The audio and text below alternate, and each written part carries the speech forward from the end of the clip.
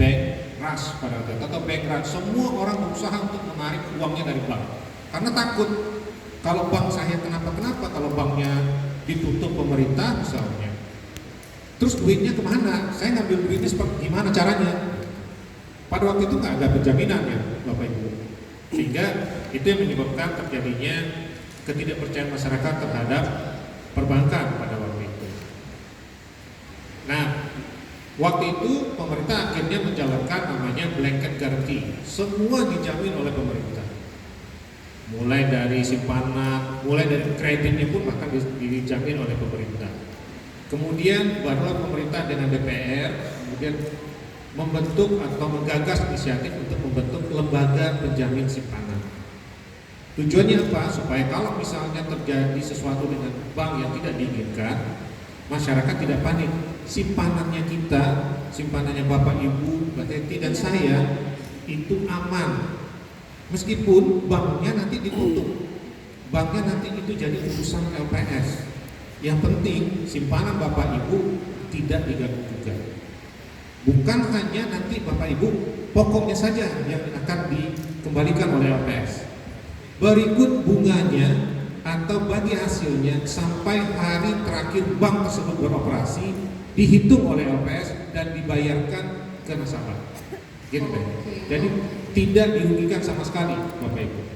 Tapi tentu ada syaratnya nanti buat supaya simpanan kita itu bisa dinyatakan layak bayar. Oke, disimpan dulu ya Pak informasinya.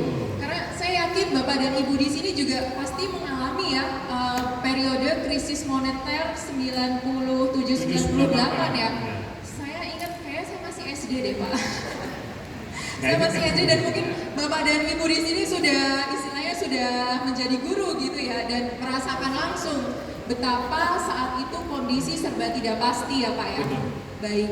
Nah, setelah kita mendengar penjelasan dari Pak Ari tadi gitu, jadi Bapak dan Ibu di sini juga pasti bertanya-tanya, memang kalau saya menabung di bank, lalu selanjutnya apa? Peran LPS apa di sana begitu?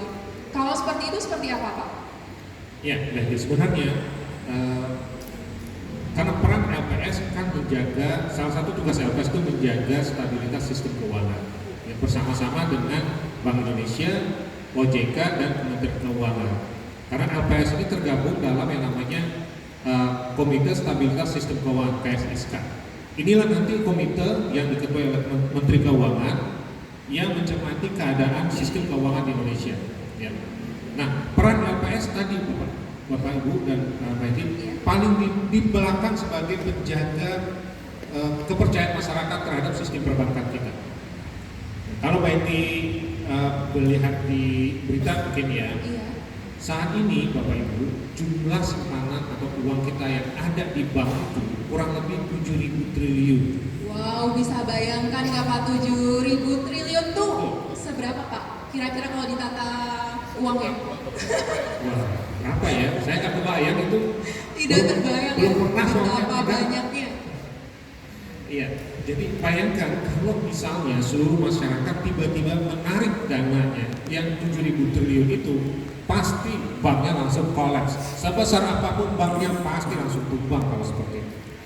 Dan kita kan tahu, bank itu ada fungsi intermediasinya kan.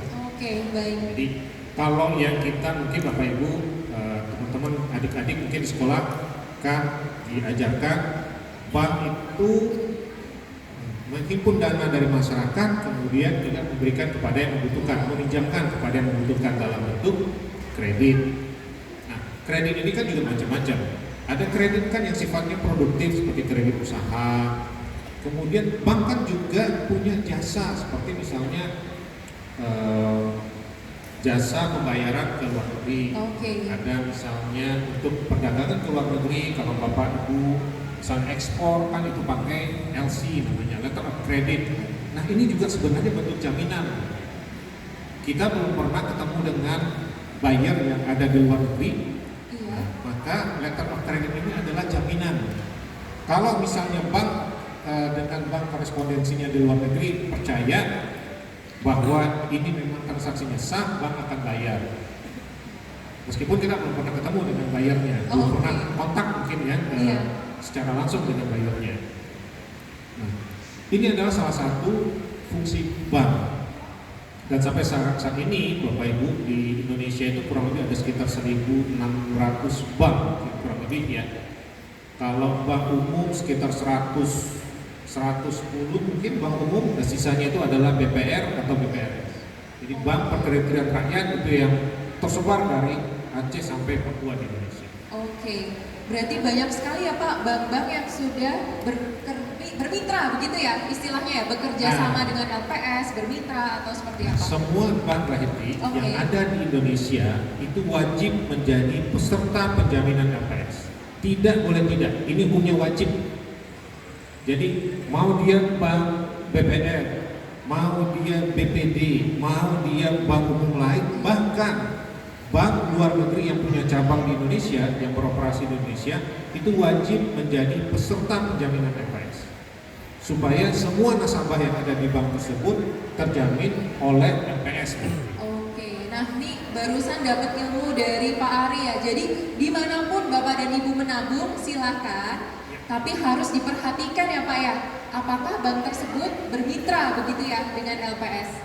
Ya, biasanya kan kalau kita lihat, Bapak Ibu bisa masuk ke kantor cabang bank, biasanya di pintunya itu ada stiker peserta penjaminan LPS.